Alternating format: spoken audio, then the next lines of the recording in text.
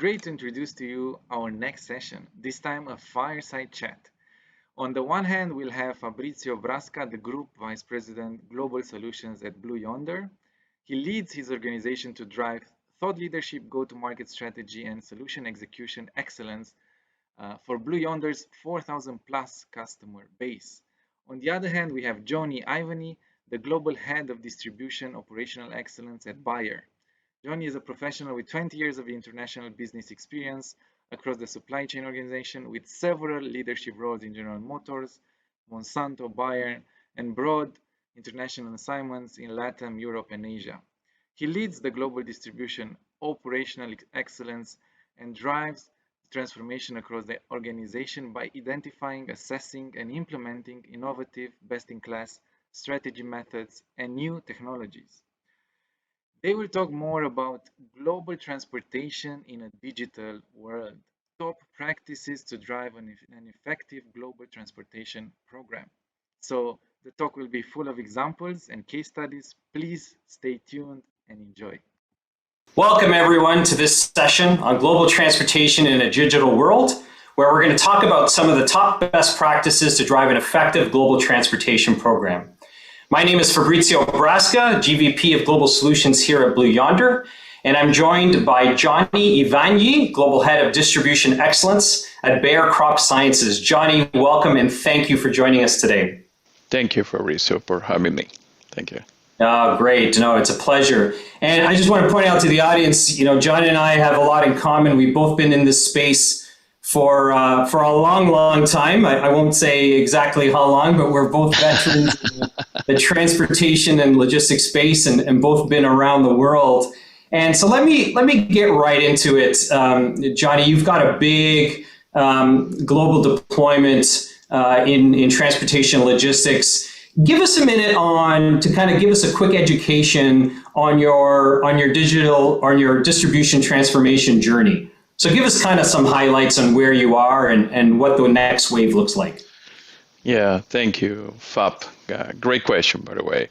It's first the transformation in Bayer. It's in greater, large scale. It's across the globe. This is the first point that we need to be clear. It's not a specific transformation in one region. It's going from Asia, in APAC, North America, Europe, and Latin. So it's across the globe what we are doing as a journey on the transformation. And we see from now to 25 this transformation. The second element, it's based on three pillars that I truly believe as executive. It's people transformation, process transformation, and system transformation. And then we have another element that I really like it is the capabilities. We have 4 capabilities that we want to see in 2025 in our Bayer crop science unit. First, it's personalized service. We want to be close to the customer experience, provide a distribution solution to our customer. The second point is analytics piece. We want to be prepared for the future for prescriptive and to be more analytic. The third one is the collaboration, and this is when Blue Yonder as a partner is going to help and support on this journey. We don't do this alone. This is with stakeholders, with the global team, with IT, and of course with the partner. And the last one is the efficiency. How we can progress in the efficiency across the globe, as I say, but at the same time with cost reduction and improving the customer experience. So again, I see right now these 3 elements as a part of the transformation. Yeah, it's an incredible kind of effort that you've undertaken. And one of the things I can identify with, you talked about this being a significant global rollout. And, like you, I've been lucky in my career where I've been all over the globe, literally on every continent and seeing transportation logistics up close. I know, for those of our audience like me that are in North America, we're spoiled by a lot of things from a logistics perspective, but when you start getting into some of the other geographies, there are a lot of challenges that need to be respected and considered. So maybe give us, take a second, maybe give us a sampling of some of the challenges that you faced in this global rollout. Yeah, good. First, you mentioned very well culture. It's different culture.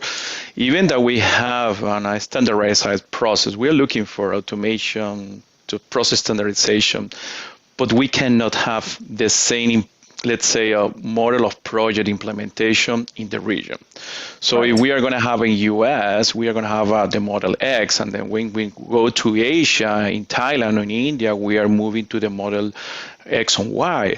But another important element is change management. We cannot underestimate the change management, because Of course. first, when you start a project, first you have the diagnostic. How is this the feel of the situation on the specific region? Then you create the value proposition. Then you have the engagement of the stakeholder. Correct. Then is coming the execution of the project, and then when you're moving to the, let's see, from the to the field, then you have the portion, as I mentioned, of the change management and the training that we cannot underestimate. So that's what I say: change management, training, be close with your stakeholder.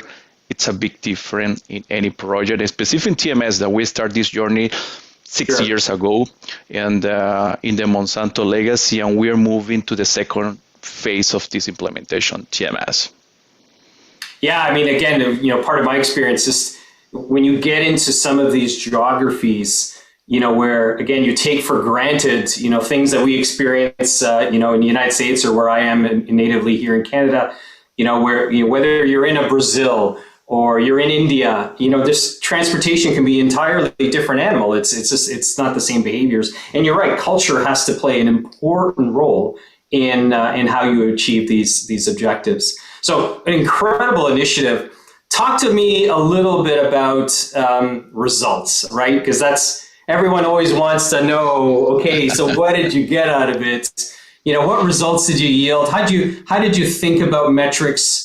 Did you achieve kind of, I'm going to throw in a little extra things here, but, did you achieve common metrics globally? And what are some of the values that you managed to get out of the project?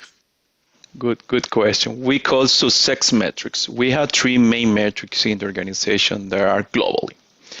The first one is customer experience, how we measure the customer experience, and we have three elements in the customer experience. One is the perfect order, and one of the elements of the perfect order that touch directly is the on-time delivery. That is very important in transportation. We cannot live without on-time delivery, because we are the image. All the time I talk to my team, we are, when we deliver it to the customer, we are the image of the company. So that's what is important, the on-time delivery. And we have a third element in the company that we call net NPS, the Net Promoter Score, is to see and to check how is the experience of the customer when you deliver your product. So these are the three elements of our customer experience. Then we have another element that is business value. When you move to the business value, you have a couple of components from business values. First is cost savings, how you can reduce optimization with your freight costs when you implement a tool like a TMS. Okay, this is one of the first one. The second one is visibility, how you improve the visibility and the tracking of the system and the spend. And finally, this is something that is coming very, very strong in all the company, that is sustainability. How can you improve the CO2 reduction? And we, as a Bear, we have a strong commitment on this reduction by 2030. It's going to be around 12%.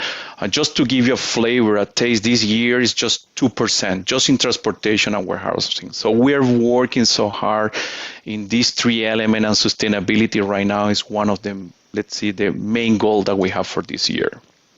That last part of that answer, that's, I love to hear that. I mean, I think that's something that is atop of a lot of organizations' minds.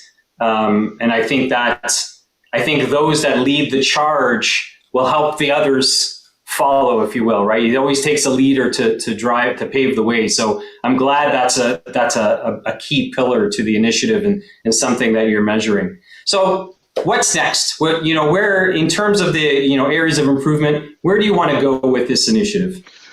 Yeah, good. First, again, I want to reinforce customer experience. We want to provide a different solution to our customers with a single platform, with visibility, with experience. This is very important for us. The second part is the data portion, is to move to more prescriptive world. We are working right now in the foundation of the data, but we see in the future prescripted, autonomous, let's say, solution. How we can the team work is more in this way. And the third element is the continuous improvement that we call the lean philosophy. How we can, if we implement something, maintain the, let's see, the sustainability of this project. These are the three elements that we see right now on the Bayer organization in crop science, in a specific distribution as a next steps. No, that's excellent. So, as one last question, so one of the things I really loved about what you talked about, first of all, I love that you talked about the people and the processes. And certainly as someone that works for a technology company, I think people are always surprised when I say those things are important and not just the software, but there's nothing more true than that. You really have to have that trinity working together in order to make these projects, successful, particularly when you're looking at a global rollout like this. But let me put you on the spot one more time, Johnny, and ask, as companies embark on these types of transformations, obviously they're a little scary. People tend to want to start smaller. They don't want to think bigger picture. What advice would you give some of these practitioners if they're going to embark on something of this scale? It's a good and very good question. First is the diagnostic. I call the deep dive analysis. What is the real situation and your pain point from the company? Where you need to focus? Do I need to focus on the international transportation, or do I need to focus on my domestic piece? This is the first one analysis. The second one is, how is the interaction with the stakeholder? If you talk with someone in Europe that is sitting in Germany, what is the pain point and what is his view for the future? Because you need to be together. It doesn't make sense to have a global vision if you don't have the local stakeholders with you. The third portion, again, I'm going to reinforce this, to be in your project change management. This is one of the elements that we are working from global, from region, and the training. How you get the training for the team, because you're moving to Excel files, conference call, to a digital platform. It's a big change for people that is working 20 years in this environment. How you can change this mindset? That's what I call mindset, the digital mindset.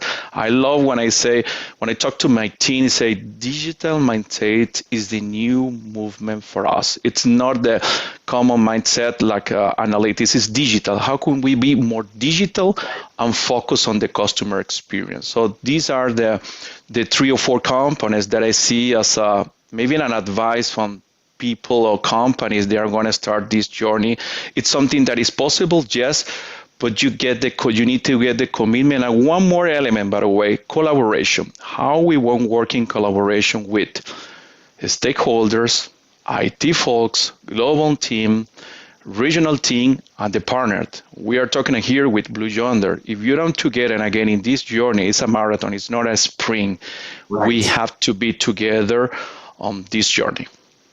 Oh, Johnny, thank you very much. That was excellent. And thank you again for joining us today. That was fantastic. You really gave myself and the audience a tremendous amount of insight. And thank you very much for sharing your experiences. And to the audience, again, if you're not familiar with Blue Yonder, we're the world leader in supply chain planning and execution capabilities. We've been developing innovation for 30 plus years. And as a proof point to that, we're the only company recognized as a leader in the 3 key Gartner Magic Quadrants covering supply chain planning, transportation management, and warehousing. And if you want to learn more, please visit our website at blueyonder.com. We have a number of assets that you can take a look at, talking about the transportation management journey, talking about our strategies around unified logistics, as well as learning more about our leadership position in the various Gartner Magic Quadrants. So with that, I'd like to thank everyone. Again, thank you, Johnny, and I hope everyone has a great event.